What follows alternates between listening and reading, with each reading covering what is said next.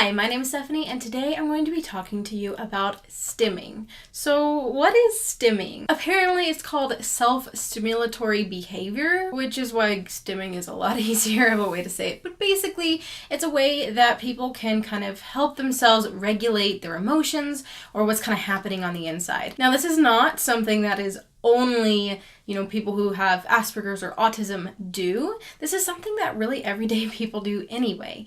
Stimming technically is supposed to apply to those things that aren't as socially acceptable. However, something like twirling your hair and, like pulling on it, or maybe biting your fingernails, or tapping your foot, shaking your leg, those kind of things, and even like mild rocking every once in a while, sometimes people do that.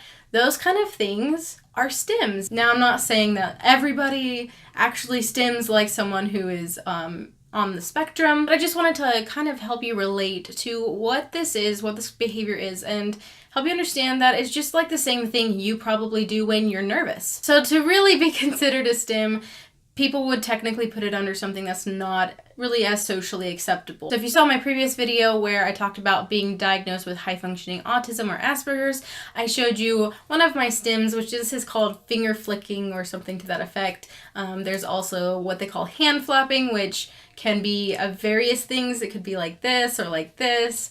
Really just anything with your hands that kind of seems like flapping. That's like hand flapping. This is finger flicking. When you're rocking, either like sometimes I do this just because I like my hair is gonna like completely mess up because I did that. The feeling from my ears, and it helps me calm down. A lot of people do the back and forth rocking. Another kind of stim is also vocal stimming. So this is one of those things that can throw people off, and people who might be further on the spectrum who aren't as good at keeping their stims maybe to themselves, or knowing that in public situations we don't want to do these things. They don't know, and it's also just something that's helping them. So I know when I was younger, I didn't understand autism at all. I didn't. No one really talked about it. No one really explained it. We knew that people had special needs, and that's all we were told. We weren't really informed about these things. And, lo and behold, I didn't even know that I was technically on the spectrum.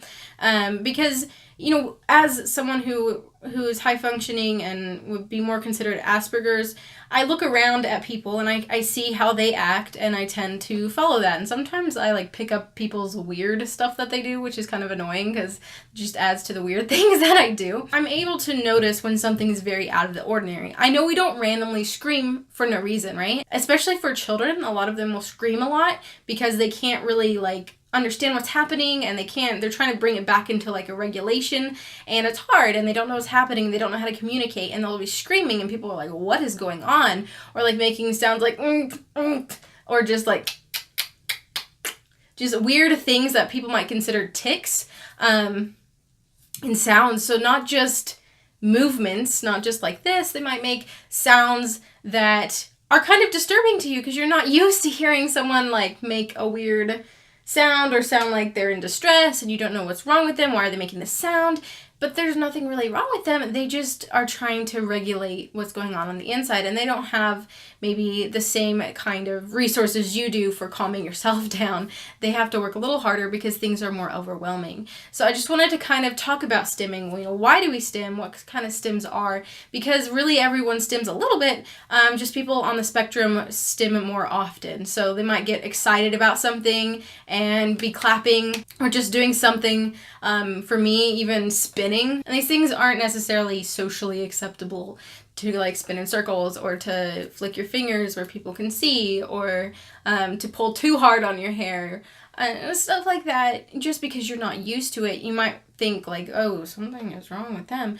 They're just doing the same thing you do when you tap your foot, or when you rock yourself back and forth a little bit, or when you shake your leg or bite your fingernails. These are just kind of those things, and they just look more drastic and strange to you because we just experience the things that make you bite your fingernails more often. And a lot of the times it's not just associated with being nervous, but with being excited, with being, really focused on something, and really wanting to it's just really, it's hard to explain, but it's almost anything in an extreme. So really sad, really scared, really uncomfortable, really excited, really happy, looking forward to something, really thinking about something cool. Those kind of things can really cause all this emotion to come up, and it's trying to control that emotion and bring it back down. So that's all it's doing. It's the same thing that you do, just a little bit more, because we experience those things a little bit more than you do. Now, it can seem kind of strange sometimes that people on the spectrum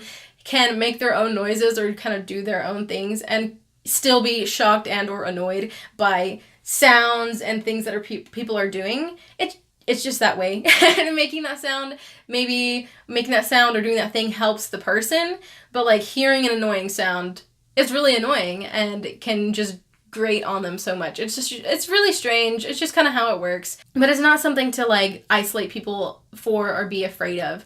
Like just because someone, does finger flicking or someone makes like strange noises doesn't mean that they're just a complete wackadoo and they're not trying to be annoying to you. I think it's important for us to understand and know that a lot of these things aren't like creepy, weird things like, why is this person such a whack job?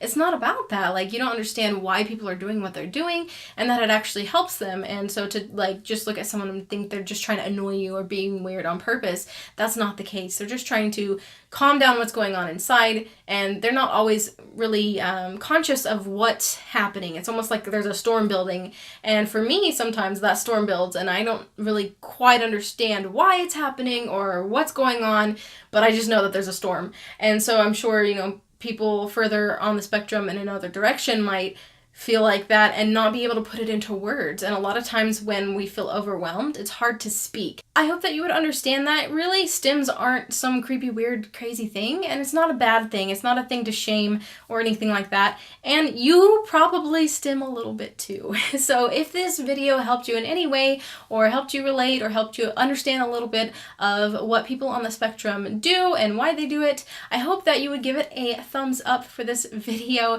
If you haven't subscribed to me, I would hope you do that. I actually put out videos every Tuesday, Thursday, and Saturday, and I hope to hear your thoughts in the comments below. Have you ever experienced this? Do you stim? Do you stim a lot? Are you on the spectrum? Do you have someone in your life who stims? And do you just do little stims, like maybe playing with your hair or something to kind of, some people will even call them coping mechanisms, stuff like that. Do you do that? I want to hear about it in the comments below. I hope that you have a wonderful week and look forward to my next video. Bye!